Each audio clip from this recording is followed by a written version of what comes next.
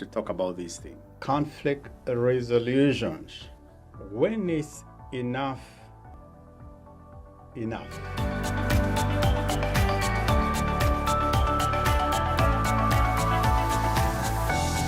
In any relationship, there's bound to be conflict.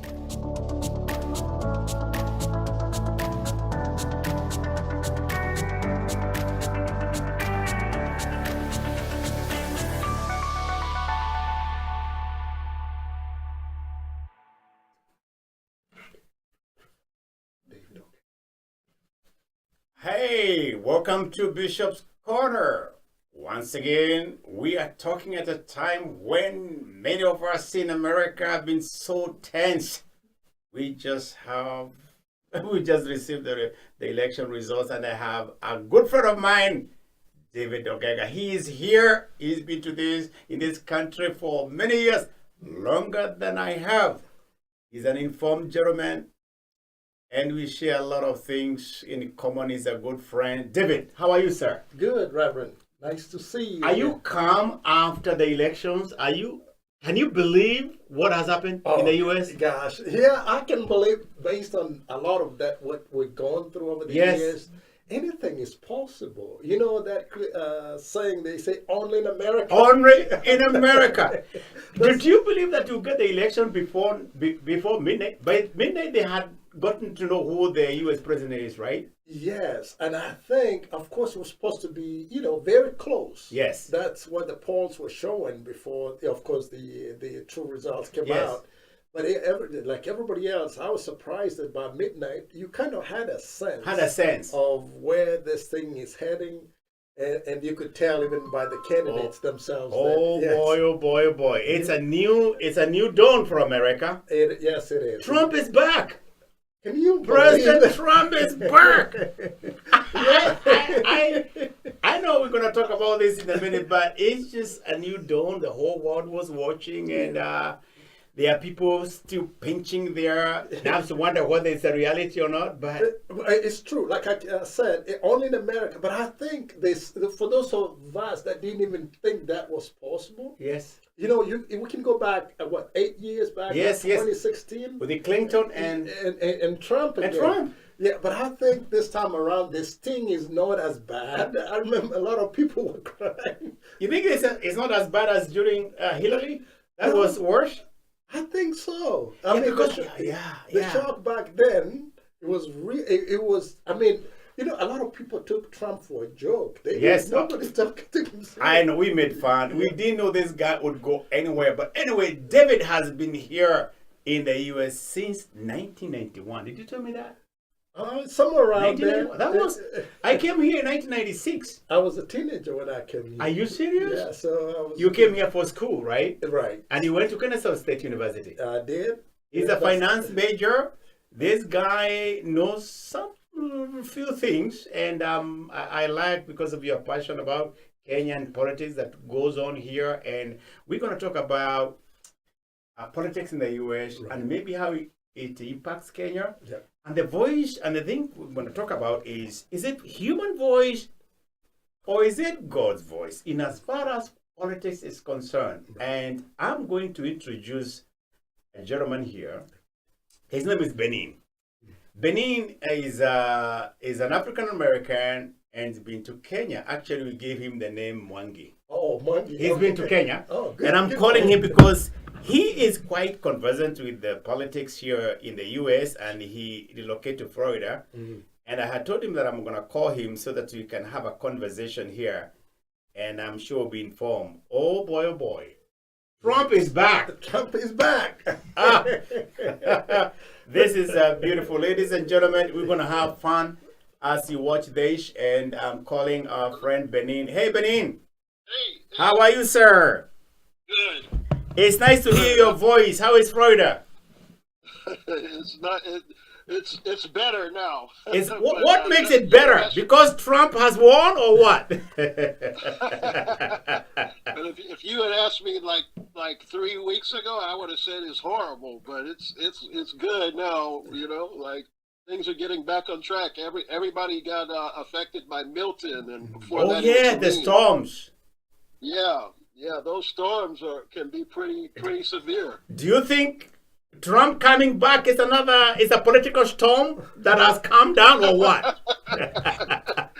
Yeah, of sorts, of sorts. Yeah, I guess you could look at it like that. It was a it was that's pretty. It's very major, very major. I have a gentleman here by the name of David. David is a friend of mine. He's here. He actually, I just discovered that he came to the U.S. earlier than I did, early 90s, and he loves politics. He's a finance major, and I told him that we're going to be reaching out to you because you know a bit of Kenya politics, and I really value your interest in politics. You know, you educated me sometimes earlier on about how the two political parties kind of operate, how they overlap, and all that. Let me ask you this. Do you think America is in shock about Trump coming back, or were you expecting this result? Oh, so yes, I think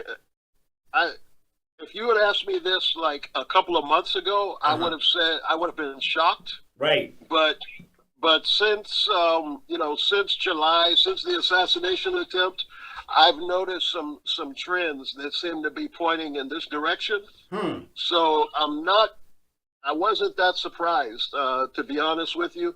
Right. Especially, the last couple of weeks going into the election. Right. It seemed like the tea leaves were kind of pointing in this direction, you know? Yeah.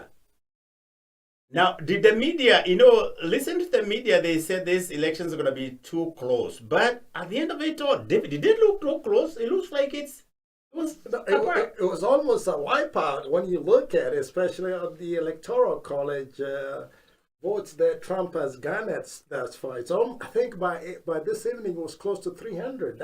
That's a landslide. Yeah. Yes. Yeah. So here's what happened.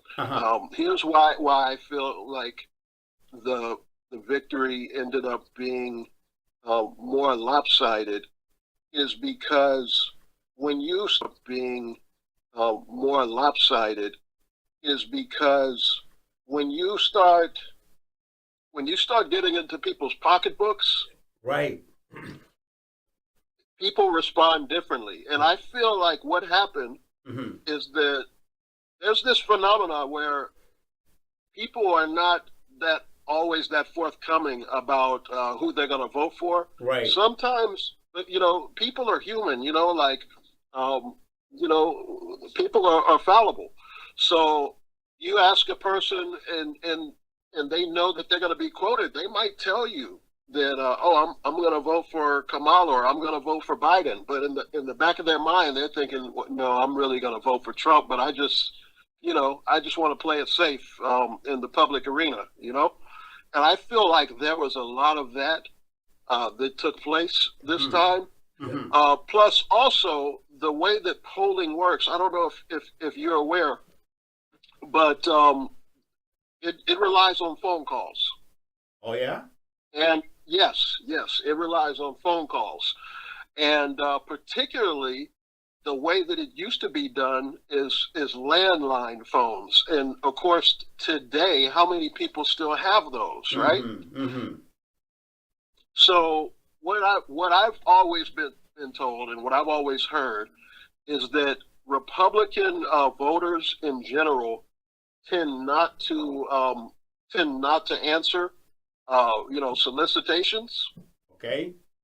And also, if you look at the demographic that makes up the thrust of the Republican Party, it's Gen X and boomers and young boomers.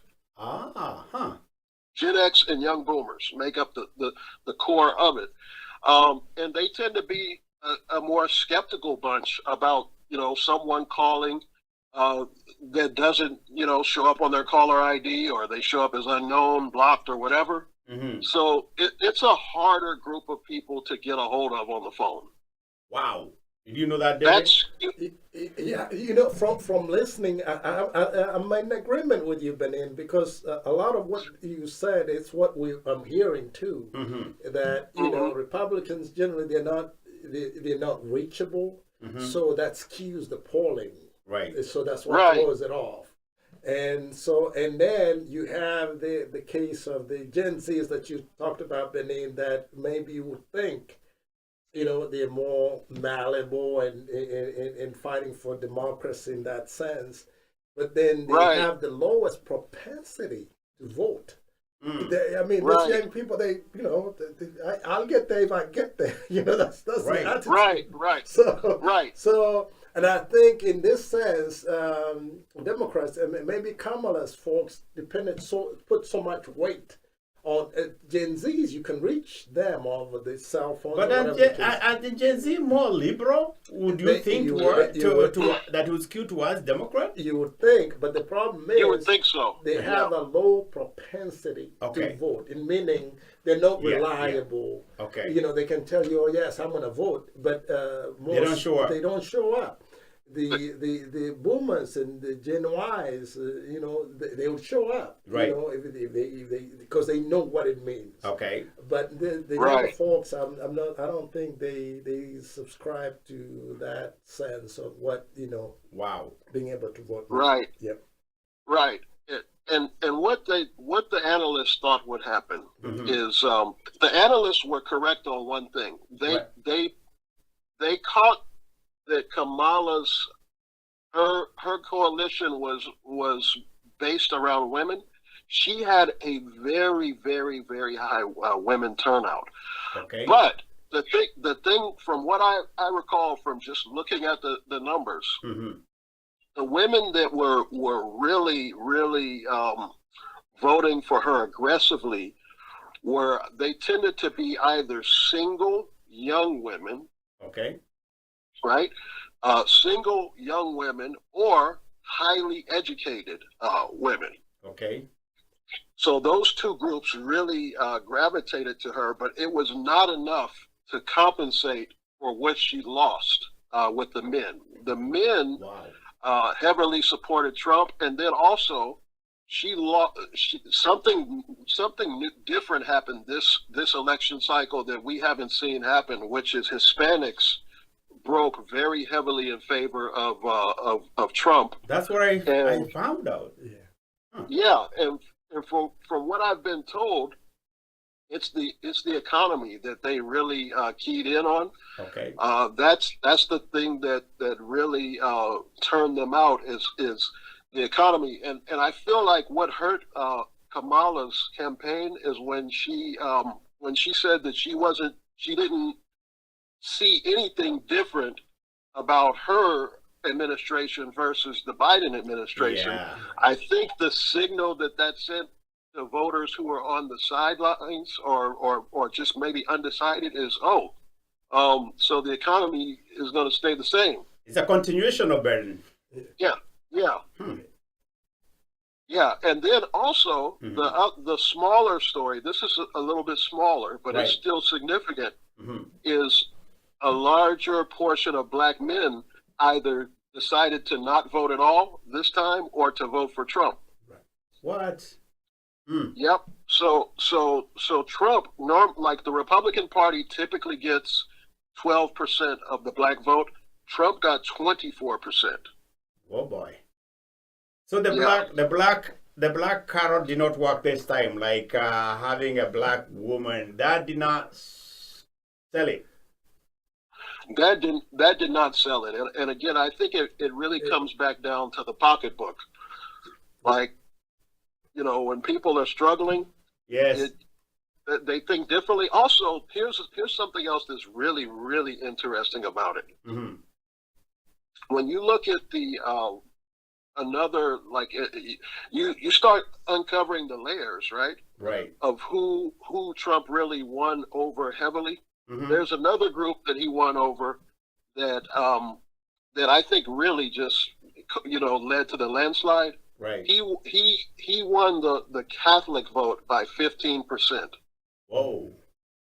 15% more Catholics, which a lot of people don't know this, but America has a very Catholic population here, or the Catholic portion of the Christian population in America, is very, very large, and it also includes Hispanics as well. Ah, does that has to do with your Kamala's propagation about the reproduction, all those stuff? I think it does. I think you do have to consider that.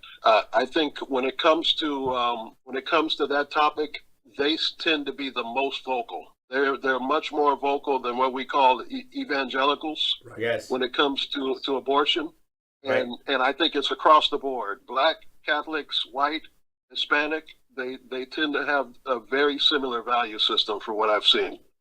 Extremely Benin, you've been to Kenya. I'm going to ask David this question. Where did the Kenyans or immigrants from African descent kind of lean towards, and why? And then we'll have Benin respond to that, because Benin knows a little bit about the Kenyan politics. And do we even look at the ideologies that the Republican or the Democrats hold? Where did most Kenyans or African, what informs their decision? No, that's a very interesting question, Bishop, because from what I've seen, and the groups that I belong to, which are many, right, whether WhatsApp groups or social media or some of the influences that I participate in, right. Believe you me, a lot of our people were actually gravitated toward Trump. Are you serious? More so than Kamala, and I couldn't understand it. Are you kidding me? Yes, yes. So at first I was thinking that maybe it's because they've, you know how political divisions are in Kenya. Yes, of course. Yes. Our people are very partisan. Yes. We have the Ruto government in place now. Right, right. And at first I was sensing that the Ruto folks were more gravitating toward. Democrat. No, Republican. Republican, Trump. Wow. But then I've come to find out that no, it wasn't just them. No.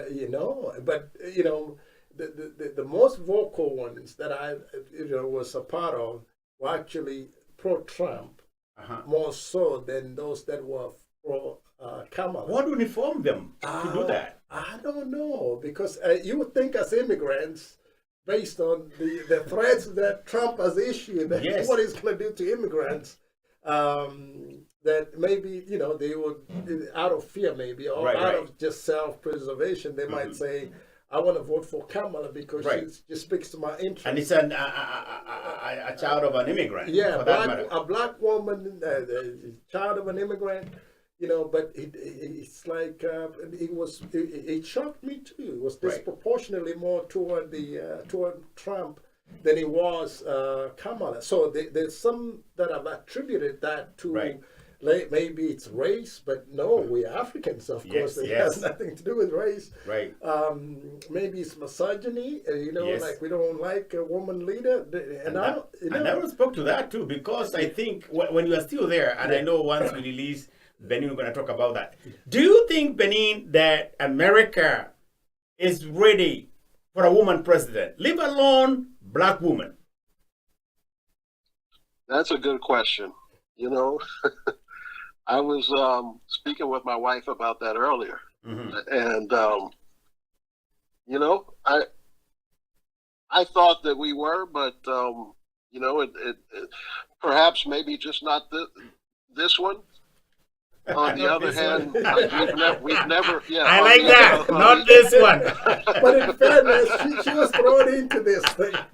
Not this one. Okay. But it is a really good observation, though, and I do believe that it will happen at some point. But I think for it to happen, things have to line up in a way that's different.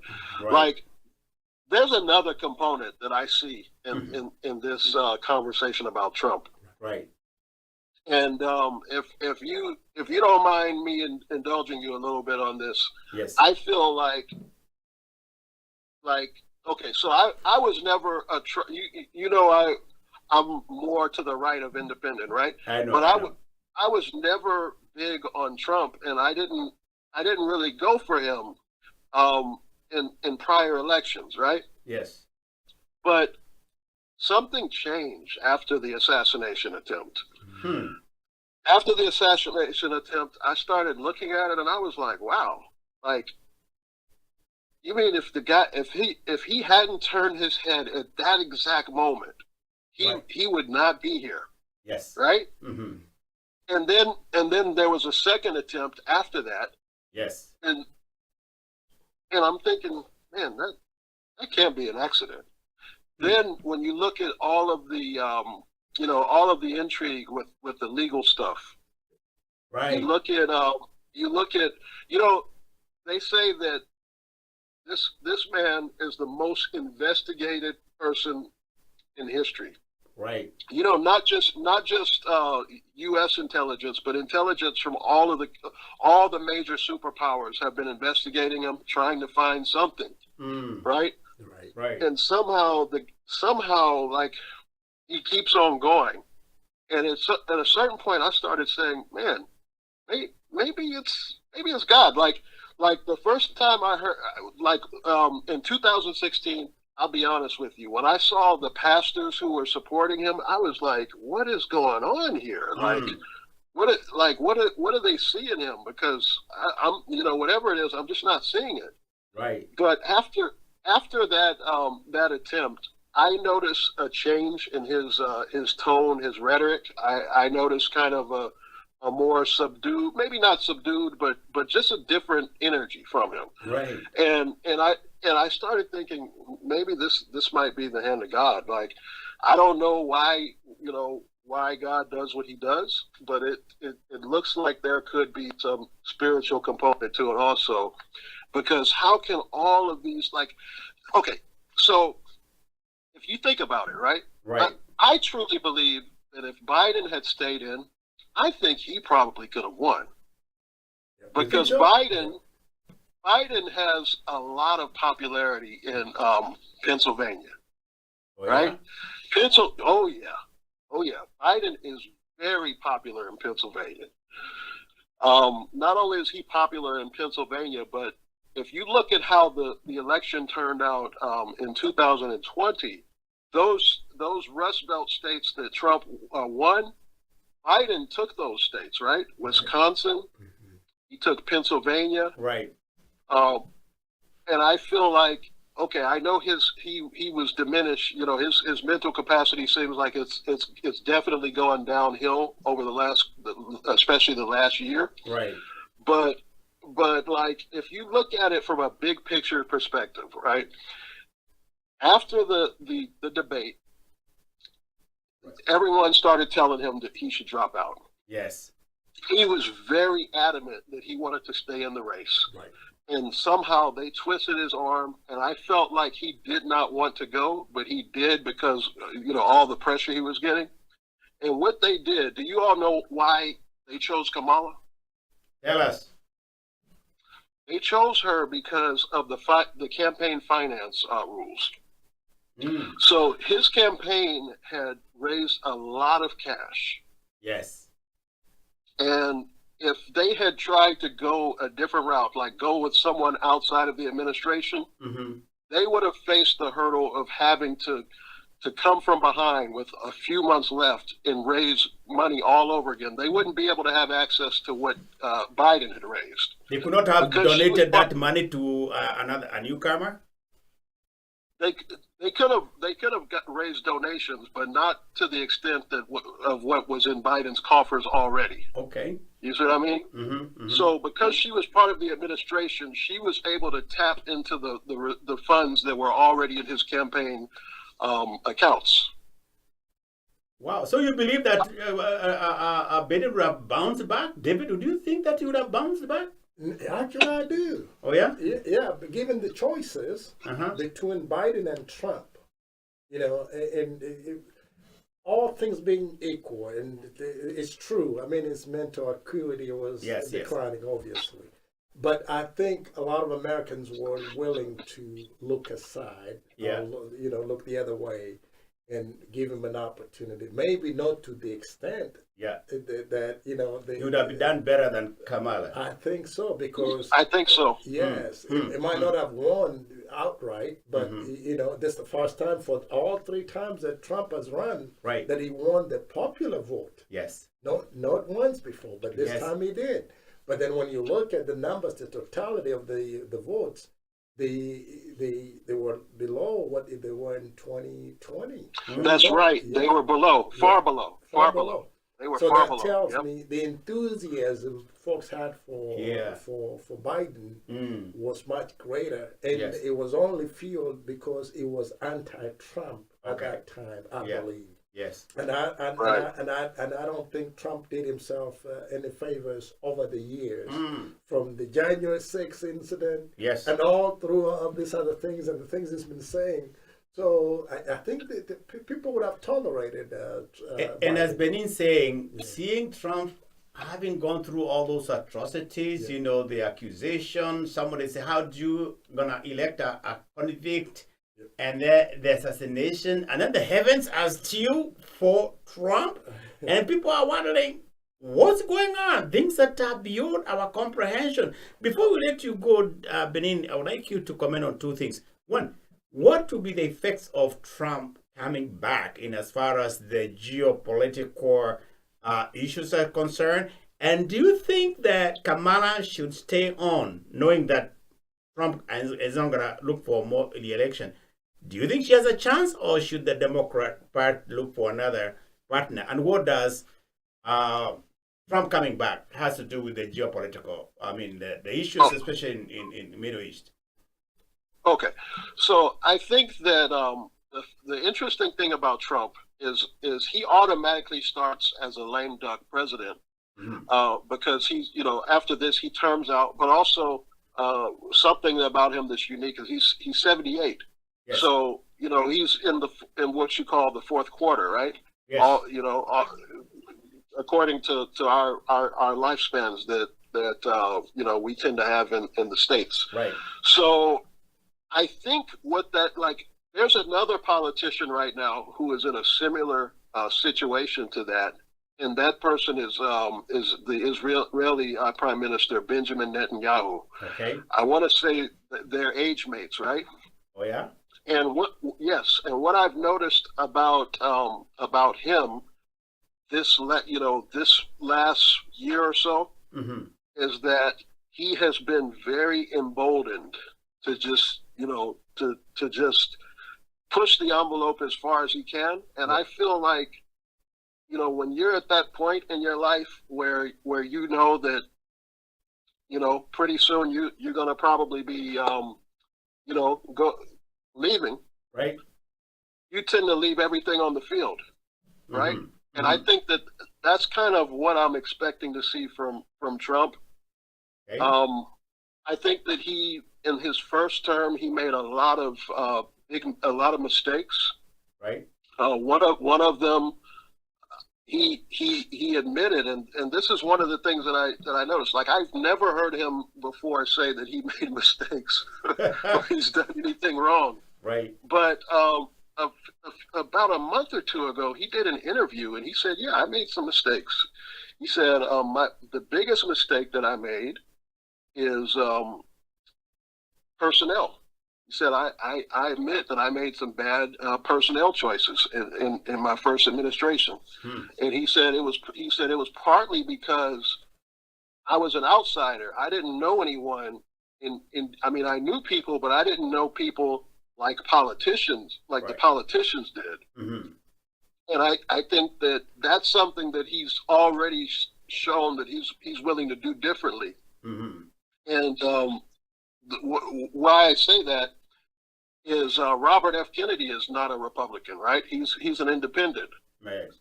And this guy he's actually a Democrat, but lately he's been kind of acting more of an independent.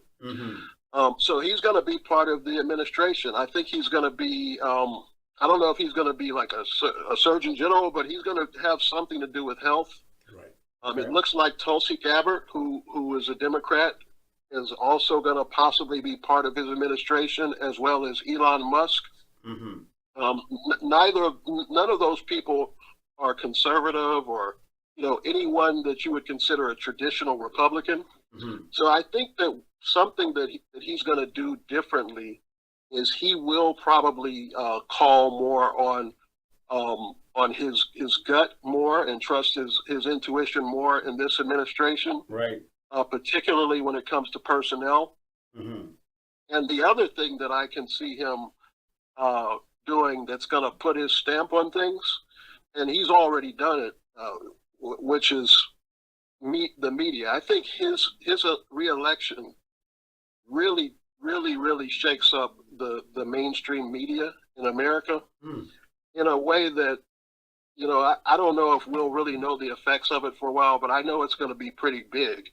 Right. Because if you look at the type of coverage, positive and negative coverage that was put out there, somehow his messaging just broke through all of it. And it basically, I think it creates a totally new realignment, right?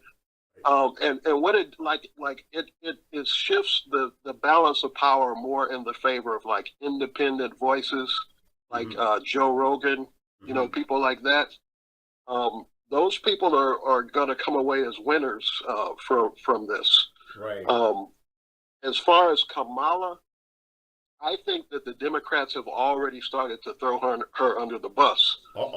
And yep, I'm already starting to see different comments coming from other political insiders that saying, maybe we should have done something differently, and definitely maybe she should have chosen someone differently besides Tim Walz. Okay. The person that was floated initially for her VP pick was Josh Shapiro. Right. Okay.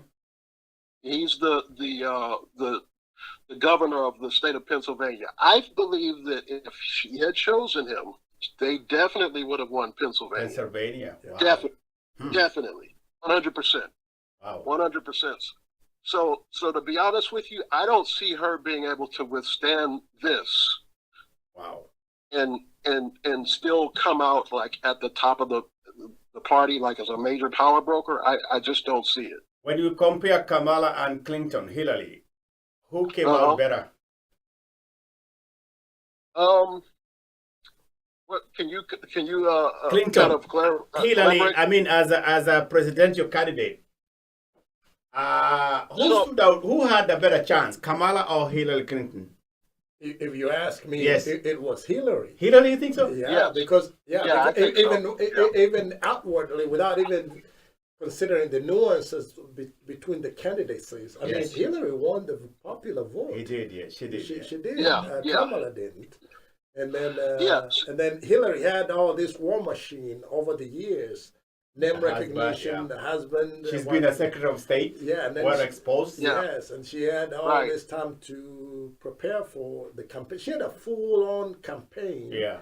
Relative to Kamala. I mean, Kamala really sprung into the scene because of the initial what they did, the press, the thing they did, debate with Trump. So, in fairness, I mean, you could say Kamala, she was thrown into it, not prepared for it. If you remember in 2020, even when they were doing the primary, she didn't do very well. She didn't. Yeah, she didn't. She didn't even go through the first state primary. Do you think Kamala coming in had everything to do with Joe Biden because he was quick to endorse her? He had no choice. He had no choice? He had no choice. Yeah, he did. Yeah, he did. The machinery behind it. I was pro-Joe from the get-go. I mean, it saddened me, when he announced it. I mean, I saw even the pundits on the news, they were not happy. I mean, but was there any time? Was there a time, David, to get a new person out there? Was it easier that you had somebody in the establishment? No, I don't think so. Just like Benin alluded to, I mean, it was one of those, and I think they were smart in the sense that they wanted to, debates don't happen in June. There was a reason they did it in June. They just wanted to do, okay, go, let's see what you got, Joe. Yeah. And then they looked at it and said, oh, no, we can't do this. It was just a confluence of all things. You know, Murphy's Law that says, you know, when one thing goes bad, they all tend to go bad. And nobody could have told Joe, no, give us a chance, let's get our own candidate. Yeah, no, because no, I don't think so. They didn't have time. They didn't have because time. It's all machinery was actually going against him, and even donors had started saying, "Hey, we're not putting money into this." Yeah,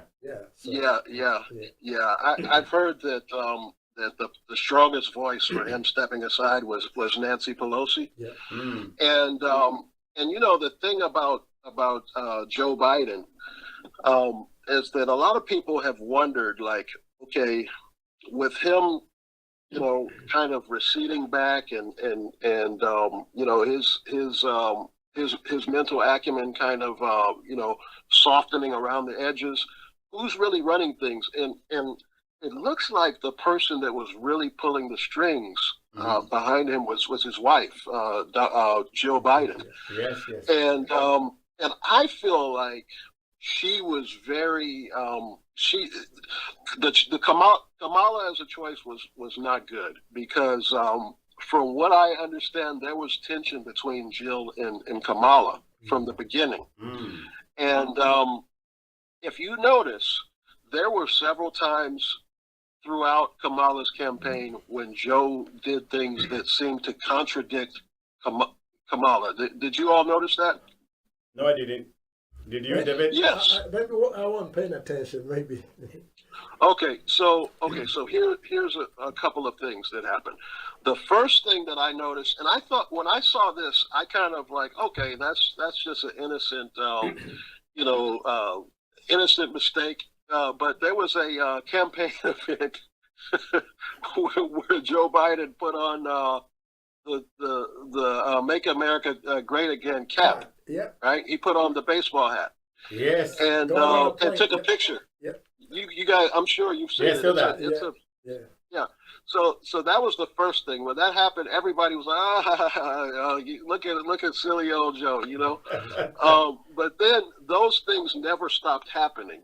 The next thing that happened is during the hurricane. Yes. You know, the first one, which was Helene, the first major one in Florida was Helene. Kamala was in the governor down here, DeSantis, kind of seemed to be having a little back and forth, right? And it was playing out in the media, where the media was kind of, you know, almost instigating it. Like, okay, Kamala says this, DeSantis says that, come on. And then out of the blue, Joe Biden comes out and does a press conference and says, Governor DeSantis is doing a great job. You know, I really appreciate everything he's doing for the people of Florida. Yeah. And at that point, people were like, "Wait a second, what's?" It looked like yeah, the communication. Everybody's not on the same page here. What's going on? Yeah. Right. and those things never stopped happening. Even to the point of him saying, you know, one thing that was going to be a challenge. This is something that the political insiders who kind of, you know, helped to persuade and to influence them going in the direction of Kamala. This is something that they should have thought about: is how can you take someone who was part of that administration, that's you know, connected in people's minds to recession. How can you brand her in people's minds so that it's like it feels like a fresh start, when she was actually part of the administration that, you know, presided over the economic downturn? And that's something that I think she, like, you know, we already talked about it a little bit, but she wasn't able to break away from it. So what she started doing is she started branding herself as a fresh start. You know, she started using that kind of language in her, you know, she started using that in front of the media, you know, in her campaign events. Fresh start. You know, we need to, you know, we can't afford 4 more years of this.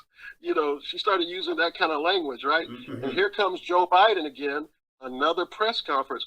You know, Kamala has been lock and step with everything that we've done in our administration. In fact, she has been the person leading the charge. And when he did, when something happens once, it's a coincidence, but 2 times is a trend, right? Yes. And he continued to do that. Like even up until yesterday, he came out and said, "You know what? I'm not going to attend her party. I'm not going to attend her election watch party." And so I feel that also probably contributed to her performance. The party was not on the same page. Wow. Benin is like you breathe politics in morning and all that. Do you have any questions for Benin? You've been so gracious, and that's why we need to consult you. But anyway, let me tell you, Benin, David just reminded me that Martin Luther King was not Democrat, that he was Republican. That's right. That's correct. Right. And I was trying to jog around between the Republicans and all that, and he was telling me how people move from Republican to becoming Democrat to becoming Republican, and Yeah, I mean, it's anecdotally that is, but historically, the Democratic Party actually was the one in charge of the Ku Klux Klan for the most part. That's right. Wow. And so, I mean, even during slavery and that history behind it, right, and the torture that blacks used to go through was really under the Democrats.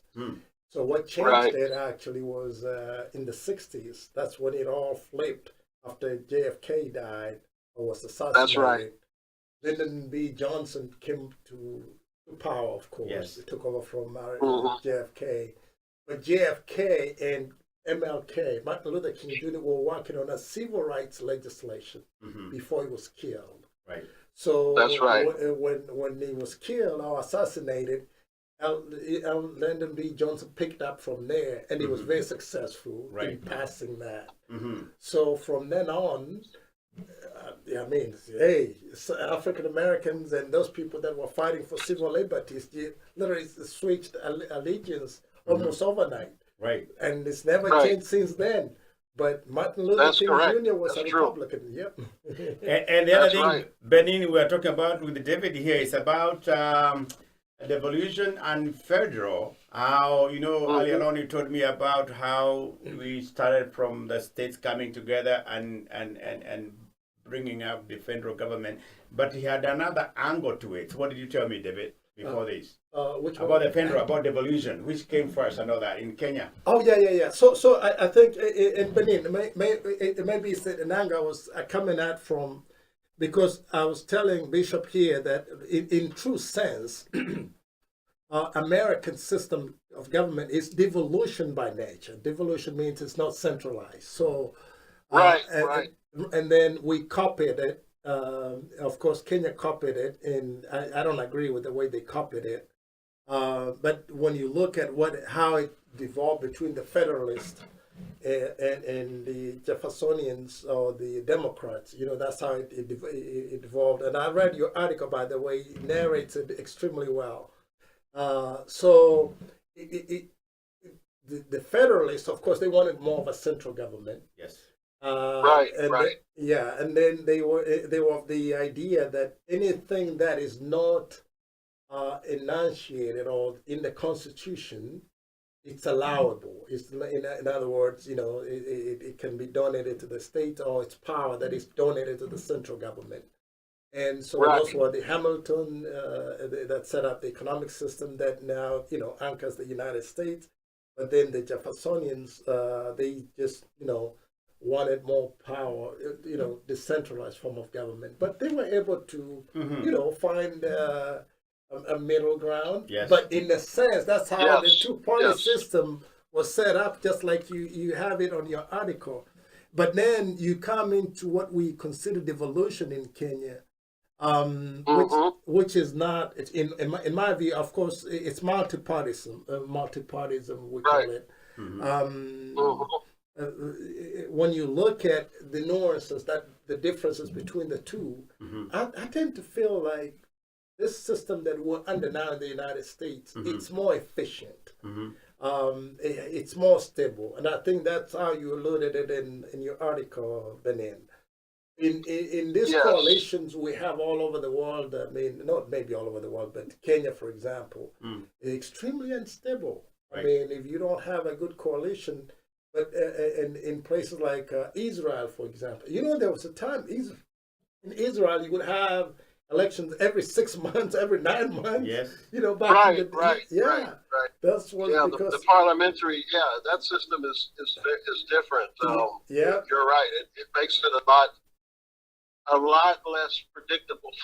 Yeah, and the economies don't thrive in such systems. I mean, because businesses depend on predictability. How able you are to predict what's going on in the country, the political system, how stable it is, and all that. The rest of us fit into that. So. You two of you are you are making me look like a student of politics, like I want to go and major in politics, but I will not let you go. You've been to Kenya and you know the role of money in governance, in politics. In Russia we have the oligarchy, we have hegemony and all that. And I know here in America, money is very important in electioneering. I know in Kenya how we do it. How would you say that in your concluding remarks that money is mandatory? In fact, you need money to win. I know that is a sweeping statement. Right. So yes, you definitely needed to win. Interestingly, in this particular election cycle, I would say that the outcome bucked that notion, because the last time I looked at the numbers, I want to say that Trump's campaign was outspent, like 7-1, something, like that. Like really, the money that flowed into the Kamala campaign was astronomical. But what it looks like is that in a normal cycle, in a normal cycle, whoever spends the most, whoever can spend the most to get a vote wins, right? Right. That's what happens in the normal cycle. I think this cycle was just different for a lot of different reasons, and I think we tried to cover as much as we could in this conversation what made it different. Which particularly was just people, anyone that's not like in an upper income earner has felt the impact of the economy. And I think this is something that I haven't seen in my lifetime before, like this. Like my parents told me when they were around, they told me that in the 70s there was a depression. And that depression was really widespread. So that was before my time. So I can't compare this to that, but I would guess it's probably very similar. So this is this is a unique situation right here where the money is a big part of the equation, but not from the normal sense where it's all about how much money a campaign is spending. Right now, how it's impacting this conversation is that people are noticing, okay, the things that used to cost me, the groceries that went in the cart, like filling up my grocery cart, my shopping cart, used to cost $70-80. Now it's costing $200. But I'm still earning the same thing that I was when it was costing $70 or $80. Wow. So, something's got to change, right? Yes. Benin, I know you had promised 15 minutes. It's gone to almost 45 minutes. Your time is invaluable. I'm sure anybody listening to this will be very appreciative. And I'm glad that both of you have connected, and I really appreciate your input. You are always my friend, brother, and Benin Mwangi. And do you have any final question for Benin, David, before we let him go? No, well, yeah, maybe not a question, but just a comment to say nice meeting you.